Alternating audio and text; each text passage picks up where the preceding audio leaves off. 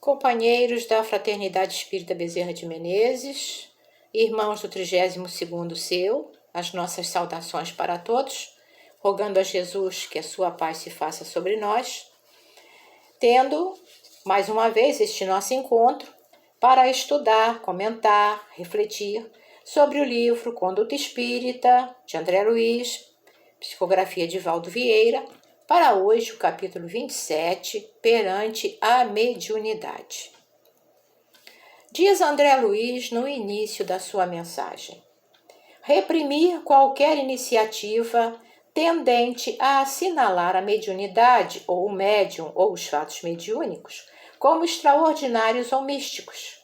O intercâmbio mediúnico é acontecimento natural e o médium é um ser humano como qualquer outro. Portanto, de saída, o conceito de que mediunidade não é privilégio, é oportunidade de serviço a favor da própria elevação espiritual, atuando como caridade para encarnados e para desencarnados. Este primeiro alerta de André Luiz visa demonstrar que, por palavras e ações, devemos fazer notar aos companheiros que nos cercam que a mediunidade não é um fato extraordinário ou cercado de misticismos, rituais, mistérios, coisas ocultas. É um fenômeno natural que ocorre em locais apropriados ao socorro aos desencarnados, com disciplina, com horário, com datas marcadas, é um trabalho sistemático. Portanto, vem o segundo alerta de André Luiz. O médium é alguém que vive uma vida normal em sociedade. Ele diz certificar-se que o exercício natural da mediunidade não exime o médium da obrigação de viver de profissão honesta na sociedade a que pertence. Então, o médium é uma pessoa comum que cumpre os seus deveres profissionais e sociais, dedicando tempo ao serviço religioso na casa espírita a que pertença, de acordo com as suas possibilidades. E é muito importante, porque André Luiz diz nesse segundo alerta que não pode haver assistência digna onde não há dever dignamente cumprido, referindo-se à assistência espiritual. Por isso, o comportamento do médium nos ambientes em que vive a vida de relação deve estar de acordo com a tarefa que ele desempenha à luz do Evangelho. Não pode haver dois tipos de vida, uma vida na mediunidade e uma vida de relação social completamente à parte. Há necessidade de lembrar Paulo, mais uma vez, que dizia: tudo me é lícito, mas nem tudo me convém. Então, o médium precisa analisar no ambiente que vive os locais e as situações nas quais ele pode conviver, nas quais ele tem condição de sintonia de conviver, para não prejudicar a sua sintonia espiritual. Porque a assistência, repetindo André Luiz, a assistência espiritual, ela se faz de acordo com a vivência do médium. Temos ainda um terceiro alerta de André Luiz: precaver-se contra as petições inadequadas junto à mediunidade. Os médiuns são companheiros comuns que devem viver normalmente as experiências e as provas que lhes cabem. Então, o médium não tem que procurar favorecimento próprio, nem solicitar para ele e para os seus entes queridos privilégios, solicitar à espiritualidade privilégios.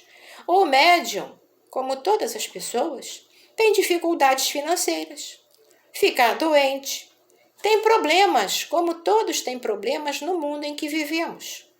A seu favor, ele tem a assistência da espiritualidade para que possa ultrapassar as dificuldades originadas de seus débitos e equívocos passados, porque o médium, como qualquer outro, tem seus débitos e seus erros do passado, e solicitando essa assistência espiritual através da resignação e da fé que são o seu sustentáculo em todas as situações de dificuldade. A seguir, André Luiz diz: por nenhuma razão elogiar o medianeiro pelos resultados obtidos através dele, lembrando-se que é sempre possível agradecer sem lisonjear. Vejam como isto é importante. Nunca elogiar o companheiro da mediunidade para não despertar vaidades latentes. André Luiz continua dizendo neste fragmento: para nós, todo o bem puro e nobre procede de Jesus Cristo, nosso Mestre e Senhor. Então, nossa posição diante da mediunidade ostensiva do companheiro deve ser aquela de apoio, de amparo, de fortalecimento para que ele siga na sua tarefa, mas nunca aquele elogio rasgado que chega, como André Luiz diz, à lisonja. Agradecemos o seu trabalho de amor, incentivamos para que ele continue na tarefa, amparamos quando ele está nas suas dificuldades com a palavra amiga e carinhosa, mas para nós outros que cercamos o médium, a posição deve ser sempre a de considerar que a mediunidade, como bem puro e nobre de que fala aqui André Luiz, procede do Mestre Jesus, secundada por eles espíritos trabalhadores do bem e, acima de tudo, pela proteção do Pai, que concede à criatura o exercício da faculdade mediúnica para o seu aprimoramento, para a sua libertação dos possíveis erros do seu passado. Ainda diz mais André Luiz: mesmo que premido por extensas dificuldades, colocar o exercício da mediunidade acima dos eventos efêmeros e limitados que varrem constantemente os panoramas sociais e religiosos da Terra. A mediunidade nunca será talento para ser enterrado no solo do comodismo. Mediunidade é talento. Lembremos a parábola dos talentos. Pode ser apenas um talento, mas esse talento foi concedido para ser multiplicado e, no caso da mediunidade, multiplicado a favor do bem. Seja qual for a dificuldade que o médium esteja enfrentando, ele deve colocar acima de tudo essa sua bandeira de dedicação e abandono dos fatos sociais, dos modismos sociais, que são sempre uma forma de tentação, uma forma de desequilíbrio para o médium. Prosseguir sempre, sem vacilações, continua André Luiz dizendo, prosseguir sem vacilações no consolo e no esclarecimento das almas, esquecendo espinheiros e pedras do vale humano para conquistar a luz da imortalidade. Então, companheiros, para o médium, sempre presente deve estar que ele não deve se abater diante dos tropeços do mundo ou das interferências dos espíritos interessados na destruição do trabalho no bem. Porque sabemos que há irmãos nossos do outro lado da vida, inimigos do espiritismo, inimigos do Mestre Jesus, do seu Evangelho, inimigos da propagação das ideias cristãs. E eles tudo fazem para impedir que o trabalho se desenvolva da melhor maneira e fazem de tudo para tentar o médium a se afastar da sua tarefa, a se desequilibrar. Então, as tentações do mundo, as interferências, às vezes dos nossos próprios entes queridos, que invigilantes acabam colocando dificuldades no caminho do exercício da mediunidade para o trabalhador do bem. Então, é muito importante que tenhamos em mente que as dificuldades no campo da mediunidade virão, mas que elas serão superadas pela dedicação e pela sintonia com a espiritualidade superior e pelo próprio comportamento do médium na sua vida diária, na sua vida de relação. André Luiz também fala aqui uma coisa muito importante, que falar sobre mediunidade, para falarmos sobre mediunidade, devemos fazê-lo a quem seja receptivo. Para não expor o fato mediúnico, o fenômeno mediúnico, à mera curiosidade e até mesmo à ironia, porque a mediunidade é uma faculdade sagrada no seu exercício. Então, não adianta falar de mediunidade para pessoas que são refratárias, que ironizam, que criticam, que não acreditam, porque vão fazer chacota e brincadeira com isso. E a faculdade é uma faculdade sagrada.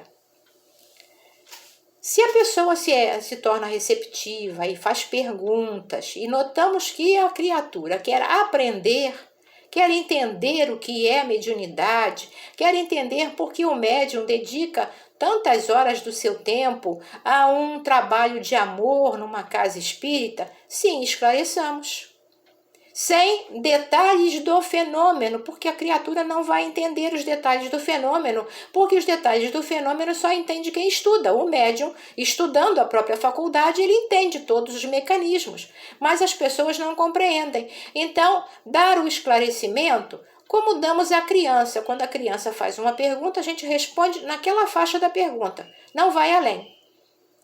E à medida que a pessoa vai se interessando e até tendo vontade de conhecer, podemos sugerir um livro para que a pessoa leia, para que ela conheça como se dá a mediunidade. A partir do momento que as pessoas mostrem um maior interesse, aí podemos, enfim, dar um maior esclarecimento às criaturas, mas nunca exibir a mediunidade, porque ela não se trata de um fenômeno público, ela é um fenômeno ligado ao trabalho de amor e de assistência espiritual aos necessitados. Como vimos, André Luiz tem aqui uma referência final, retirada de Atos dos Apóstolos, capítulo 2, versículo 17. André Luiz encerra o seu trabalho com essa referência dos Atos, dada logo após o Pentecostes. E nos últimos dias acontecerá, diz o Senhor, que do meu espírito derramarei sobre toda a carne. Essa é a referência que está logo após ao Pentecostes. Nos últimos dias. O que são esses últimos dias? São os dias em que as vozes do céu se têm feito ouvir e o fenômeno mediúnico se espalhou por toda a parte. Lembremos que o fenômeno mediúnico ele sempre existiu em todas as épocas, mas no século XIX, especificamente, as vozes do céu se manifestaram em todos os pontos do planeta e foi o que deu origem ao trabalho de Kardec, ao trabalho da codificação, porque os espíritos começaram a se manifestar em toda a parte e com pontos concomitantes, semelhantes, havendo por aí o critério da universalidade, em diversos países o mesmo teor de mensagem, a mensagem veio o Consolador prometido por Jesus, e essas vozes estão ainda hoje por toda a parte. Esses são os dias aqui configurados como últimos dias, em que a mensagem espiritual chegaria a todos os pontos da Terra, chegaria a todas as criaturas, e cada um a receberia de acordo com a sua condição e a sua receptividade. Lembremos Kardec, no capítulo 26 de O Evangelho segundo o Espiritismo, quando ele estuda o dai de graça o que de graça recebestes, a gratuidade do exercício mediúnico, ele diz no item 10 que a mediunidade é coisa santa que deve ser praticada santamente, religiosamente.